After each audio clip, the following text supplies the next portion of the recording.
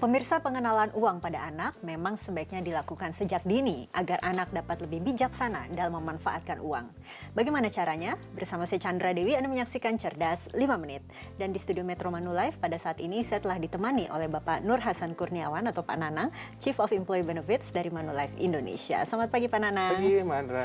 Pak Nanang, Ya, ini Mbak. ada pertanyaan dari pemirsa kita, Oke, yaitu baik. Ibu Rina. Oke. Dia melihat keponakannya yang masih kecil, sering melihat dompet ibunya, lalu dia bingung saat uang yang ada dalam dompet ibunya hanya selembar. Padahal uang selembar itu pecahan 100.000. Oke. Nah, Ibu Rina ini melihat ini sesuatu yang nggak baik ya bagi anak-anak. Menurut Pak Nanang bagaimana, Pak? Tentunya gini ya Mbak Andra, dalam artian tentunya kalau boleh saya mensarikan tadi pertanyaan yang sampaikan oleh Mbak Andra ya, ini kelihatannya anaknya khawatir nih.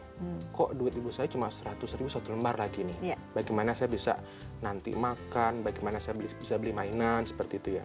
Nah tentunya itu tidak serta-merta menjadi kewajiban dari anak. Apakah dia mesti khawatir atau tidak? Tapi justru itu kewajiban bagi orang tua.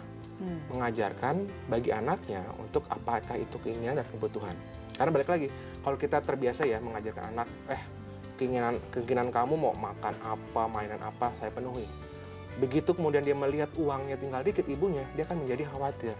Tapi kalau dia sudah diberikan pengetahuan ya, apa itu kebutuhan yang benar-benar harus dipenuhi oleh orang tuanya dan keinginan itu berbeda, tentunya dia tidak akan menjadi khawatir. Oh, memang tinggal 100.000, tapi 100.000 itu untuk makan bisa kok sampai selama 3 hari. Tapi kalau membuat beli mainan nggak bisa. Tapi harus dibedakan antara keinginan dengan kebutuhan gitu, Mbak Andra. Tapi barangkali agak sulit, Pak, jika barangkali orang tuanya sendiri barangkali memang sedang tidak memiliki uang. Sebaiknya memberi pengertian kepada anak, paling tidak supaya tidak konsumtif barangkali. Betul. Anaknya itu bagaimana? Nah tentunya kita harus memberikan pelajaran ya Mbak Andra ya. Katalah balik lagi kalau kita bicara di Indonesia ya, kita cenderung untuk memanjakan anak sehingga keinginan setiap anak itu dipenuhi. Katalah dari sepatu nih, sepatu yang bermerek dengan sepatu tidak bermerek kan berbeda. Padahal kebutuhannya sama untuk alas kaki ke sekolah. Tapi karena masalah gengsi, masalah gaya hidup, akhirnya yang keinginan dengan sepatu bermerek itu selalu dipenuhi.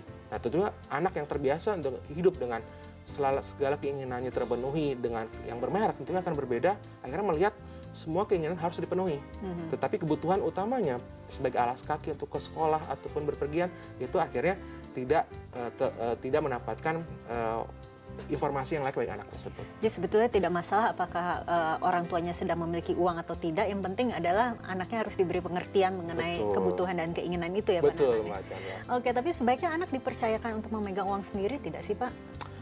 Tentunya untuk bahan edukasi. Balik lagi, kalau semakin dini kita memberikan kepercayaan pada anak untuk memegang uang, tetapi kita juga memberikan pengetahuan edukasi mana kebutuhan dengan keinginan, tentunya anak bisa memegang uang sendiri. Nah, terlebih kita memberikan edukasi untuk sudah mulai menabung. Ya. Jadi kebutuhan utamanya sudah terpenuhi, sisanya untuk menabung.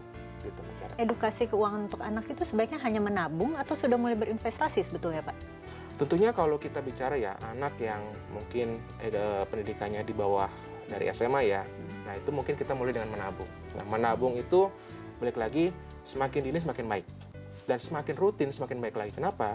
Karena semakin rutin dari anak tersebut menabung, nah tentunya menjadi kebiasaan nih. Kebiasaan akhirnya menjadi karakter dia pada saat nanti dia dewasa menjadi seseorang yang bisa berperilaku dengan hemat.